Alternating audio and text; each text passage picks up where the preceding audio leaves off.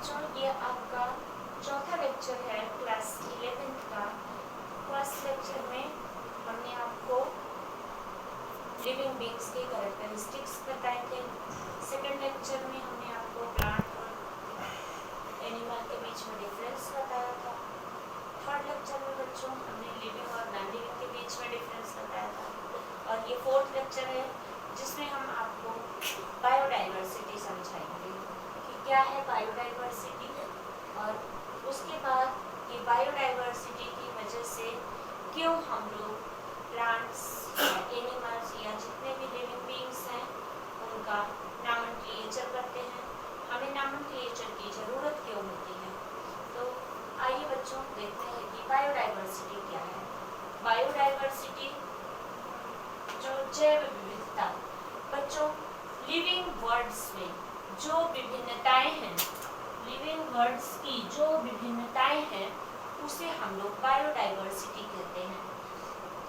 जो भी आप पृथ्वी पे जितने भी जीव जंतु देखते हैं, ये सभी जीवों की आप बहुत सारी किस्में, एक छोटे से लेके एक कोशिकी से लेकर के बहुकोशिकीय तक बड़े कॉम्प्लेक्स जीवों तक हम लोग जो ऑर्गेनिज्म देखते हैं, ये सब विभिन्नताएं जो हैं वो बायोडाइवर्सिटी में आती हैं। जीवों की विभिन्न किस्मों और उनमें जो विभिन्नताएं हैं उनका जो पारिस्थितिकी सम्मिश्रण है उसी को बायोडाइवर्सिटी कहते हैं।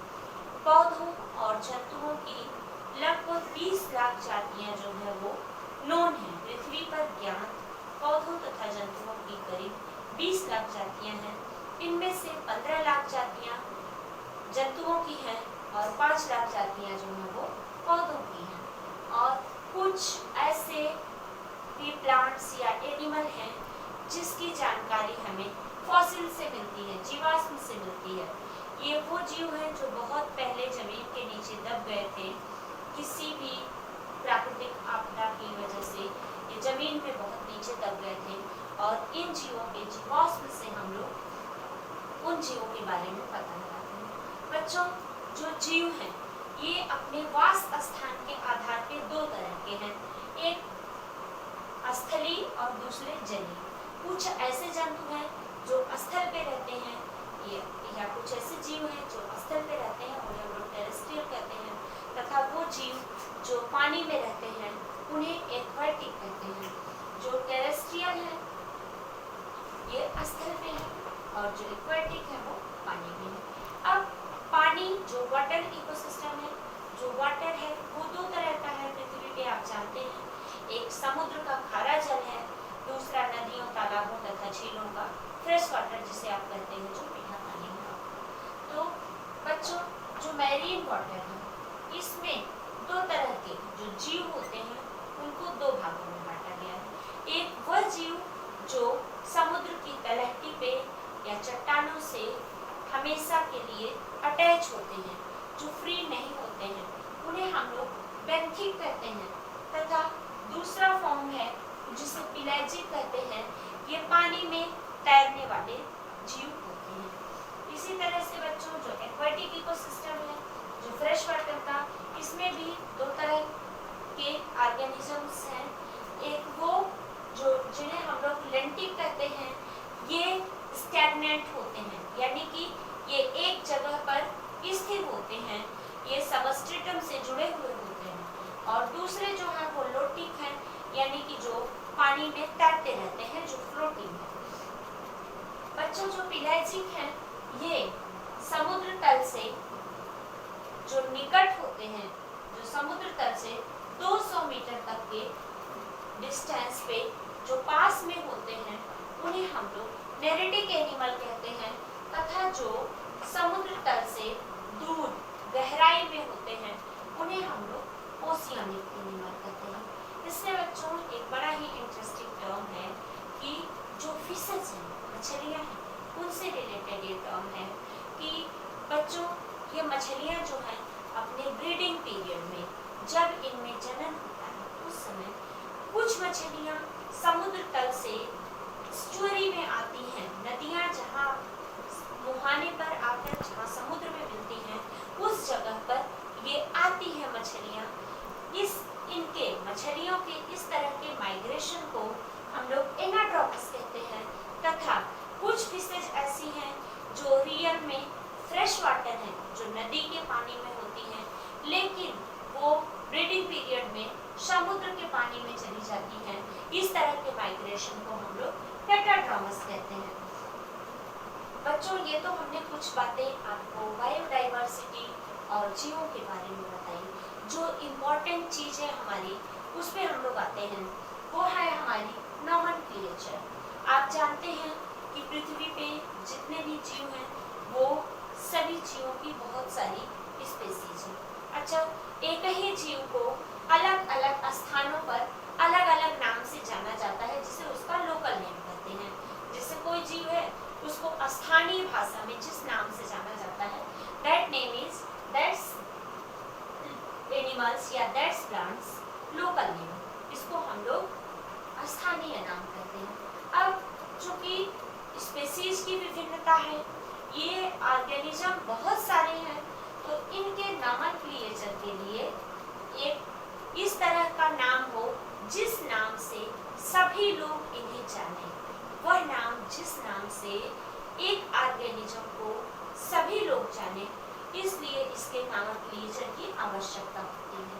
Naming of organism so that a particular organism is known by the same name all over the world is called nomenclature। किसी भी जीव का इस तरह का नामकरण जिससे कि पूरी दुनिया में उसको उसी नाम से जाना जाए, ये नॉमेनक्लेचर कहलाता है, उस जीव का नामकरण कहलाता है। अब नामकरण के लिए किसी भी जीव की पहचान सबसे पहले जरूरी है कि उसका आइडेंटिफिकेशन, और यह आइडेंटिफिकेशन उसके कुछ स्पेसिफिक लक्षणों के आधार पर किया जाता है। ठीक है, करेक्ट डिस्क्रिप्शन, लक्षणों के आधार पर पहचान। जो आइडेंटिफिकेशन है एनिमल का, उसको उसके लक्षणों के आधार पर उसको पहचाना जाता है, और इस पहचान के बाद उसको एक विशिष्ट नाम दिया जाता है। बच्चों, जो इन पौधों तथा जंतुओं के नामकरण की जो इंटरनेशनल बॉडी है, जो इंटरनेशनल संस्था है, उसे हम लोग ICBM, जो प्लांट नॉमेनक्लेचर से रिलेटेड है, उसको international code of botanical nomenclature, तथा जो जंतु नॉमेनक्लेचर से है वो international code of zoological nomenclature के नाम से जानी जाती है। अब जो किसी भी प्लांट या किसी भी एनिमल का जो साइंटिफिक नेम है, ये इंश्योर करता है कि that each organism has only one name. पूरी दुनिया में एक ऑर्गेनिज्म को उसी एक नाम से जाना जाएगा। बाकी यही नेम जो है, जो उसका साइंटिफिक नेम कहलाता है, क्योंकि whole the world only one name is known for one organism. बच्चों, जो बायोलॉजिस्ट हैं, they follow universal adopted principle to provide scientific name. किसी भी जीव के नॉमेनक्लेचर के लिए जो एक यूनिवर्सल रूल बनाया गया है, सभी साइंटिस्ट के लिए एक स्पेसिफिक रूल जो बनाया गया है, वो उसको फॉलो करते हैं। इसके लिए किसी भी ऑर्गेनिज्म का नाम 2 अक्षरों का होता है। किसी भी ऑर्गेनिज्म का नाम 2 अक्षरों का होता है, जिसमें फर्स्ट नेम होता है उसके जीनस का जेनेरिक नेम, और दूसरा नेम उसका स्पेसिफिक एपिथेट, यानी कि that's organism as species name. अब बिकॉज ऑफ 2 नेम, एक ऑर्गेनिज्म का जो साइंटिफिक नेम है वो 2 शब्दों से मिलकर बना होता है, इसीलिए इस नॉमेनक्लेचर को द्विनाम पद्धति या बाइनॉमियल नॉमेनक्लेचर कहते हैं।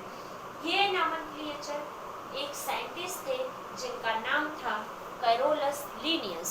कैरोलस लीनियस के द्वारा दिए जाने की वजह से इस नाम को हम लोग बाइनॉमियल नॉमेनक्लेचर को कैरोलस लीनियस ने दिया था, और चूंकि ये नाम 2 अक्षरों से मिलकर बना होता है, इसीलिए इसको बाइनॉमियल नॉमेनक्लेचर कहते हैं। कैरोलस लीनियस को इसीलिए टैक्सोनॉमी का फादर ऑफ टैक्सोनॉमी कहा जाता है, क्योंकि उन्होंने ही जो नॉमेनक्लेचर है ये पद्धति शुरू की थी। बच्चों, हम आपको एग्जाम्पल स्वरूप बताते हैं कि जब किसी भी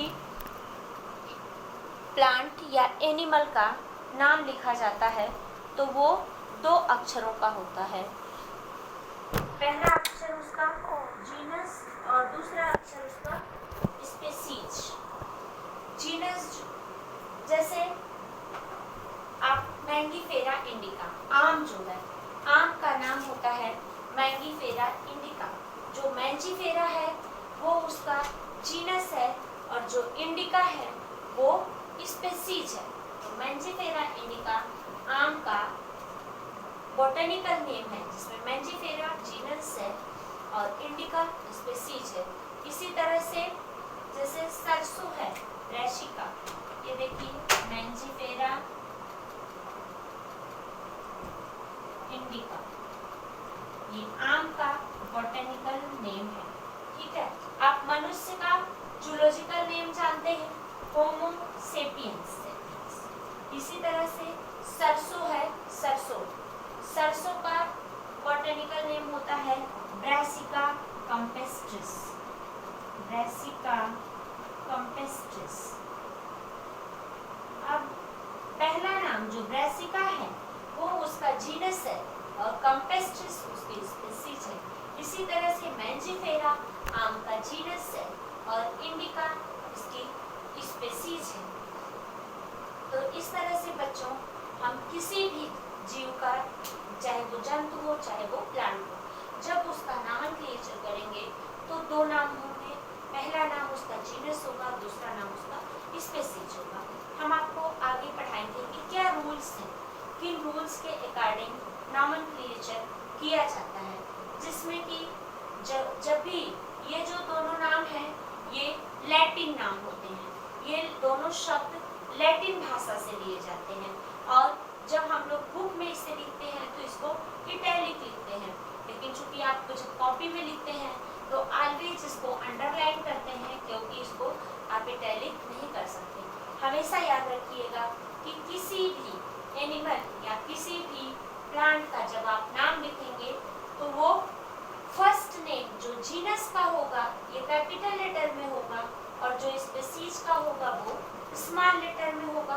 दोनों अलग अलग अंडरलाइन होंगे। इस तरह से आपने देखा कि जो बाइनॉमियल नॉमेनक्लेचर है उसमें किसी भी प्लांट या एनिमल का नाम 2 अक्षरों का होता है। पहला अक्षर उसका जीनस और दूसरा अक्षर उसका स्पेसिफिक एपिथेट या स्पीशीज। जीनस का हमेशा कैपिटल से लिखा जाता है और स्पीशीज हमेशा स्मॉल से। जीनस और स्पीशीज दोनों लैटिन भाषा से लिए हुए वर्ड होते हैं और ये बुक में हमेशा इटैलिक होते हैं। हम लोग जब इनको कॉपी में लिखते हैं तो इसको अंडरलाइन कर देते हैं। आप लोग क्या गलती करते हैं कि आप कभी भी, जैसे आपने कोई एनिमल बनाया अपनी कॉपी में, आपने अमीबा बनाया, अमीबा का नाम होता है, जूलॉजिकल नेम है अमीबा प्रोटियस। अब जब आपने अमीबा प्रोटियस बनाया तो इसको ऐसे करना है, यहाँ पर आपने अपनी कॉपी में अमीबा बनाया हुआ है, ठीक है, ये अमीबा है, तो आपको इस तरह से उसका नाम लिखना है अमीबा प्रोटियस। ये जीनस है, ये स्पीशीज है, जीनस का नाम कैपिटल, स्पीशीज का नाम स्मॉल, दोनों अलग अलग अंडरलाइन। बहुत सारे बच्चे क्या करते हैं कि इसको सीधे ऐसे ऐसे मिला देते हैं, यूं। बच्चों ये इनकरेक्ट है, आप कभी भी इस तरह से इनकरेक्ट नाम नहीं लिखेंगे। फ्रीक्वेंटली आप लोग अपनी कॉपी में हमेशा इसी तरह से लिखते हैं, तो उससे क्या होता है कि ये पता चलता है कि आपने इसको पढ़ा ही नहीं। तो please don't write like this, always right like this. Amoeba और प्रोटियस दोनों अलग अलग अंडरलाइन करते हैं।